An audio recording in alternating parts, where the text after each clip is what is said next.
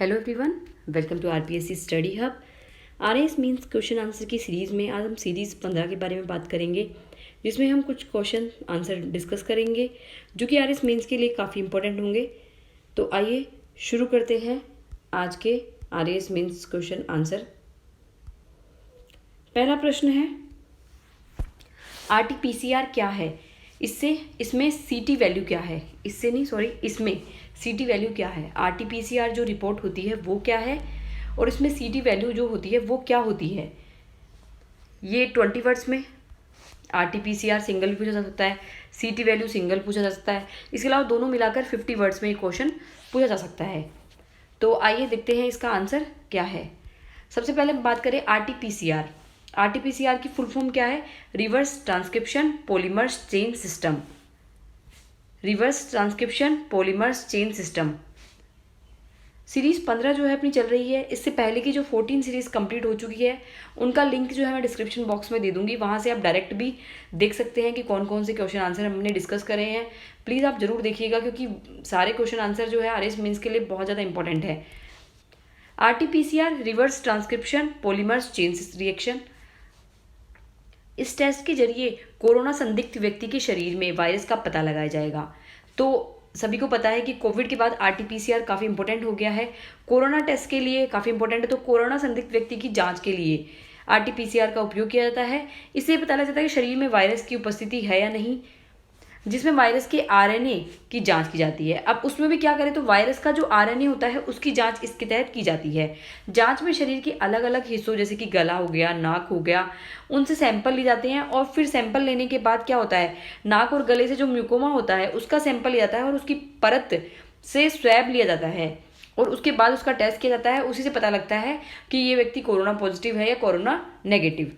तो बेसिकली हम बात करें कि reverse transcription polymers chain reaction corona संदिग्ध व्यक्ति के पता लगाने के लिए कि वो कोरोना पॉजिटिव है, कोरोना नेगेटिव है।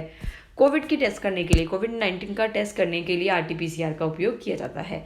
अब हम बात करें इसमें सीटी वैल्यू क्या होती है।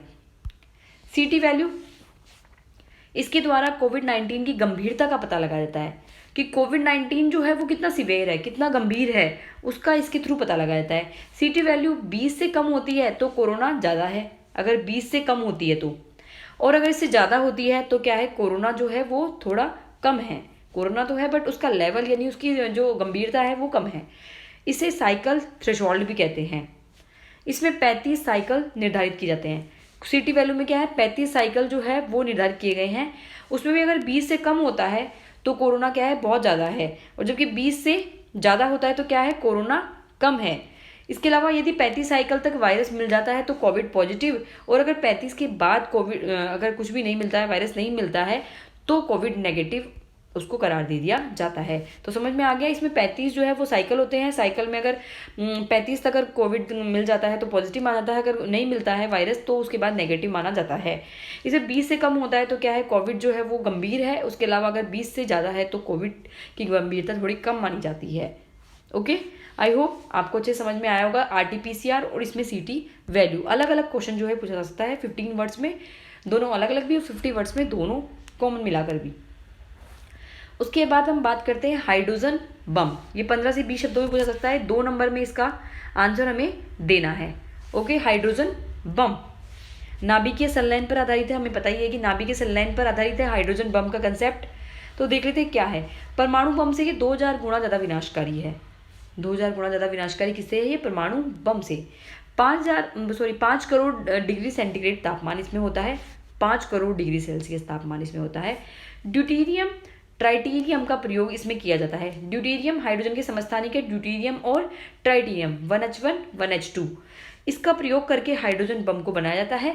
वो भी कैसे? परमाणु संलयन, नाभिकीय संलयन विधि का प्रयोग करके हाइड्रोजन बम को बनाया जाता है। ड्यूटेरियम और ट्राइटेरियम हाइड्रोजन बम, हाइड्रोजन के जो समस्थानिक होते हैं, इन दोनों को मिलाकर जो है हाइड्रोजन बम को बनाया जाता है।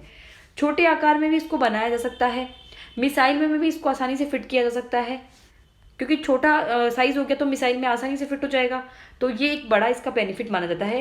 रेडिएशन सबसे घातक, अब एक अगर हम कॉन्स की बात करें, प्रोस तो ये हो गया कि छोटे आकार का होने के कारण मिसाइल में आसानी से फिट हो जाता है। रेडिएशन सबसे ज़्यादा, इसका रेडिएशन जो होता है बहुत ज़्यादा खतरनाक होता है। कई वर्षों तक रेडिएशन इसका उपस्थित रह जाता है, जो कि एक मानव जो प्रजाति है उसके लिए काफ़ी हानिकारक होता है। तीसरा प्रश्न की हम बात करते हैं हाइड्रोपोनिक्स, जल कृषि। हाइड्रोकल्चर भी इसको हम बोलते हैं, हाइड्रोपोनिक्स या जल कृषि। ये भी 15 वर्ड्स में, यानी 20 वर्ड्स और 15 वर्ड्स 2 नंबर में पूछा जा सकता है। इसका आंसर देखते हैं।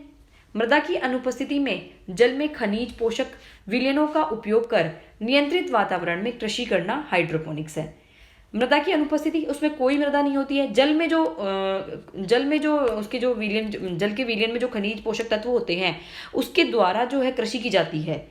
ये नियंत्रित एक वातावरण होता है और उसमें हाइड्रोपोनिक्स की कृषि की जाती है। आजकल बहुत ज़्यादा ट्रेंड में है हाइड्रोपोनिक्स। इसमें कोई मिट्टी की आवश्यकता नहीं होती है। थोड़ा सा किचन गार्डन हो गया वो मान लीजिए, या फिर कोई बालकनी में जो है आप आराम से हाइड्रोपोनिक्स कृषि की जा सकती है। घर में भी इजीली जो है ये की जा सकती है। इसमें बस एक पानी की जो है टेक्निक, उसका प्रॉपर तरीके से यूज़ करना होता है, पानी को साफ करना होता है। पानी में जो है कुछ केमिकल्स, मतलब ऑर्गेनिक केमिकल्स हमें डालने होते हैं जिससे पोषक तत्व जो है वो पानी में बने रहे, प्लस में कोई भी कीड़ा जो है वो फसल को ना लगे, क्रॉप को ना लगे, या कोई भी प्लांट जो है उसको ना लगे। तो मृदा की अनुपस्थिति, बिल्कुल भी मृदा, मिट्टी का बिल्कुल भी यूज नहीं होता, केवल वाटर में उपस्थित जो खनिज पोषक तत्व होते हैं उसके उपयोग के द्वारा कृषि की जाती है। एक नियंत्रित वातावरण भी नियंत्रित होता है, प्रॉपर जो एनवायरमेंट होता है उसमें ही की जाती है। तो यही क्या है, हाइड्रोपोनिक्स। ये पर्यावरण हितैषी टेक्निक है कृषि करने की, पर्यावरण के लिए काफी इको फ्रेंडली टेक्निक है ये। अगले प्रश्न की बात करते हैं। लास्ट प्रश्न है आज का ये, प्रॉक्सी सर्वर। प्रॉक्सी सर्वर क्या होता है? प्रॉक्सी सर्वर कंप्यूटर से रिलेटेड वर्ड है, जैसा कि आप देख पा रहे हैं। तो इसका उत्तर देख लेते हैं। प्रॉक्सी सर्वर एक कंप्यूटर सिस्टम या राउटर है। एक कंप्यूटर सिस्टम होता है या एक राउटर टाइप का होता है जो क्लाइंट और सर्वर के बीच ट्रांसफर का काम करता है। यानी क्लाइंट और सर्वर के बीच कुछ भी ट्रांसफर करना हो, ट्रांसमिशन का कार्य जो है वो प्रॉक्सी सर्वर के थ्रू होता है, ऑनलाइन। ठीक है, इंटरनेट का यूज करते हुए होता है। इसका इंटरनेट का प्रयोग जो है प्रॉक्सी सर्वर में जरूर होगा। यह हमलावर को निजी नेटवर्क पर हमला करने से रोकने में मदद करता है। अगर मान लो कोई भी अटैकर है, कोई भी जो हैकर है, अगर वो निजी नेटवर्क पर हमला करने की कोशिश करता है तो उसको रोकने में भी ये मदद करता है प्रॉक्सी सर्वर। और फायरवॉल बनाने के लिए उपयोग किए जाने वाले कुछ उपकरणों में से एक है। अब फायरवॉल जो है उसको बनाने के लिए प्रॉक्सी सर्वर का जरूर प्रयोग किया जाता है। उसमें क्या होता है, फायरवॉल जो होता है वो कोई भी अवैधानिक या जो कोई भी अवैध प्रवेश होता है उसको कंप्यूटर में आने से रोकता है, अपनी कोई भी फाइल डेटा जो चोरी करने से या उसको भी क्रैश करने से रोकता है फायरवॉल। तो उसी का उपयोग करने के लिए कुछ उपकरणों में से प्रॉक्सी सर्वर एक है। दोबारा देख लेते हैं। प्रॉक्सी सर्वर एक कंप्यूटर सिस्टम या राउटर होता है जो क्लाइंट और सर्वर के बीच सुरक्षित ट्रांसफर का कार्य करता है। अगर हम बात करें तो यह हमलावर को निजी नेटवर्क पर हमला करने से रोकता है। उसके अलावा फायरवॉल बनाने के लिए उपयोग में किए जाने वाले कुछ उपकरण जो होते हैं उनमें से एक है प्रॉक्सी सर्वर। इस तरह से आज हमने क्वेश्चन डिस्कस करे। आई होप आज के क्वेश्चन आपको काफ़ी अच्छे लगे होंगे। मेंस के लिए काफ़ी इंपॉर्टेंट है। आप अपने नोट्स में लिख सकते हैं या फिर कोई भी एक अलग से कॉपी बना सकते हैं। उसमें आप paper wise, paper first, paper second, paper third, paper fourth, उस तरह से आप आंसर जो है बनाकर लिख सकते हैं। तो आपको लास्ट जब मेंस का एग्जाम होगा तो रिवाइज करने में काफ़ी हेल्प होगी। ये प्रॉक्सी सर्वर वाला क्वेश्चन, सर्वर वाला क्वेश्चन पेपर 2 का है, साइंस एंड टेक्नोलॉजी रिलेटेड है। तो आप इस तरह से क्लासिफिकेशन कर लीजिए और अपना आंसर जो है अपने अकॉर्डिंग राइट डाउन कर लीजिए। Thank you for watching this video. Bye till next video.